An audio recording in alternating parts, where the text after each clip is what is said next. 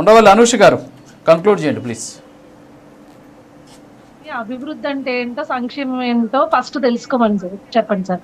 Palace లో పడుకుని మనకు టైం వచ్చినప్పుడు బటన్లు నొక్కుదాము, ఆ బటన్లు నొక్కేసేదానికి ఒక ప్రోగ్రాము, లేకపోతే సార్ మీరు గతంలో చూపించారు, ఇందాక ఆయన చెప్తుంటే మేము ఎప్పుడు డబ్బులు వేస్ట్ చేసే కార్యక్రమాలు చేయలేదని చెప్తుంటే నాకు నవ్వొస్తుంది సార్. ఎన్ని డబ్బులు వేస్ట్ చేసే కార్యక్రమాలు చేశారో ఆయన మనసు పైన చేసుకుని చెప్పమని చెప్పండి.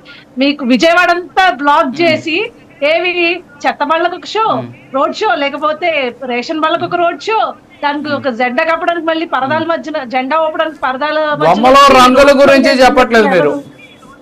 ఏంటి సార్? బొమ్మలో రంగుల గురించి చెప్పట్లేదు మీరు, ఎంతసేపు పరదాల దగ్గర ఆగిపోయారు.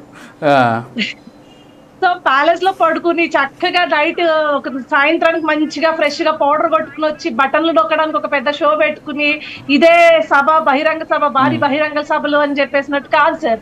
అభివృద్ధి అంటే దాని డెఫినేషన్ వేరుంటుంది, సంక్షేమం అంటే దాని డెఫినేషన్ వేరుంటుంది. మనం ఇష్టం వచ్చినట్లు మనకి దొరికితే గవర్నమెంట్ ల్యాండ్లు కూడా తాకట్టు పెట్టేసి, ఆఖరికి జిల్లా కలెక్టరేట్లు తాకట్టు పెట్టేసి డబ్బులు తెచ్చుకుని ప్రజలకు పనిచేసామన్నట్టు కాదు సార్. లేకపోతే శాండ్, ల్యాండ్, మైన్ వీటిలో స్కామ్ చేసినట్లు కాదు అభివృద్ధి అంటే. అభివృద్ధి అంటే తన అభివృద్ధి చేసుకోవడం కాదు సార్. ముఖ్యమంత్రి పదవిని అడ్డం పెట్టుకుని తనకి తన కోటరీకి అభివృద్ధి చేసుకోవడం కాదు. రాష్ట్ర ప్రజలకి ఏ రకంగా అభివృద్ధి దిశలో నడిపించడం, రాష్ట్రానికి ఎన్ని కంపెనీలు తీసుకొచ్చాము, రోడ్లు వేసామా, మౌలిక సదుపాయాలు కల్పించామా, ఇదే అభివృద్ధి అంటే. ఈ సంవత్సర కాలంగా అదే జరుగుతుందండి రామారావు గారు. మీరు రండి, నేను చూపిస్తా. వెస్ట్ గోదావరి డిస్ట్రిక్ట్ లో రోడ్లు చూపిస్తా.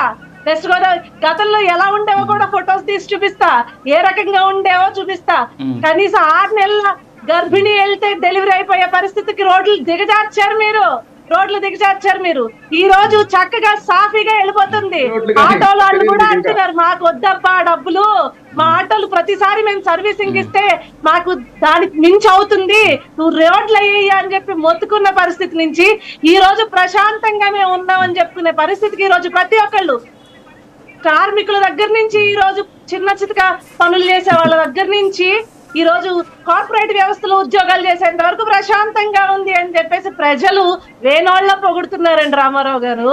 బయటకు వచ్చి అభివృద్ధి అంటే బటన్ నొక్కడం అని చెప్పమాకండి దయచేసి. ప్రజలు చీ అంటారు, గతంలో అన్నారు 11 ఇచ్చారు, మళ్ళీ అదే అంటారు. ఓకేనా? Okay madam. రామారావు గారు రియాక్ట్ అండి. ఇక్కడ ఒక అంశం అండి, అనుష్ గారు ఇంకా ఆ రూముల్లో నుంచి బయటకు రావట్లేదు, ఇళ్లలో నుంచి బయటకు లేదంటుంది. ప్రజల్లో ఏం జరుగుతుందనే తెలుసుకోవాలా. ప్రజలు ఈ రోజు సూపర్ 6 లో ఒక్క పథకం కూడా ఇవ్వలేదు. రైతులకు అన్నదాత సుఖీభవన్ పెట్టి దానికి పంగనామం పెట్టారు. అట్లాగే ఏదైతే అమ్మఒడి కార్యక్రమం కూడా మీరు చెప్తున్నట్లుగా ఇంతకు ముందు జగన్మోహన్ రెడ్డి గారు ఒక బిడ్డకే ఇచ్చినా కూడా ప్రభుత్వ ప్రైవేట్ పాఠశాలనే తారతమ్యం లేకుండా ఇచ్చారు. ఇక్కడ కేవలం ప్రభుత్వ పాఠశాలలో ఇస్తామని చెప్తున్నారు, ఇంకా ఇవ్వలేదు. ఇచ్చిన తర్వాత చూద్దాం. అట్లాగే పెన్షన్స్ విషయం అండి, లక్షలాది పెన్షన్స్ కోతలకు వస్తా ఉన్నారు. ఈ రోజు దివ్యాంగుల పెన్షన్లు హాస్పిటల్ చుట్టూరు వాళ్ళు తిరిగేటటువంటి పరిస్థితి ఉంది. అట్లాగే మనం చూస్తూ ఉన్నాము, గతంలో డిస్కమ్లకు అప్పుడు ఎగ్గొట్టినటువంటి పరిస్థితి ఉంది. అన్ని కూడా ఆరోగ్యశ్రీ కానీ అట్లాగే ఫీజు రియంబర్స్మెంట్ కానీ అన్ని పెండింగ్ పెట్టారు. ఇక్కడ ఒక అంశం మాత్రం మనం గుర్తు చేసుకోవాల్సినటువంటి ఆవశ్యకత అయితే క్లియర్ గా ఉందండి. ఇక్కడ ఈ రేషన్ షాపుల్లో బియ్యం ఇచ్చేటటువంటి విధానానికి వీళ్ళు శ్రీకారం చుట్టారు. గతంలో ఎండి వెహికల్స్ ఉన్నాయి, దానివల్ల ప్రతి ఇంటికి కూడా రేషన్ షాపులు రేషన్ సప్లై చేయడం వల్ల వృద్ధులు కానీ లేకపోతే అట్లాగే పనికెళ్ళి వచ్చే వాళ్ళకి సౌకర్యం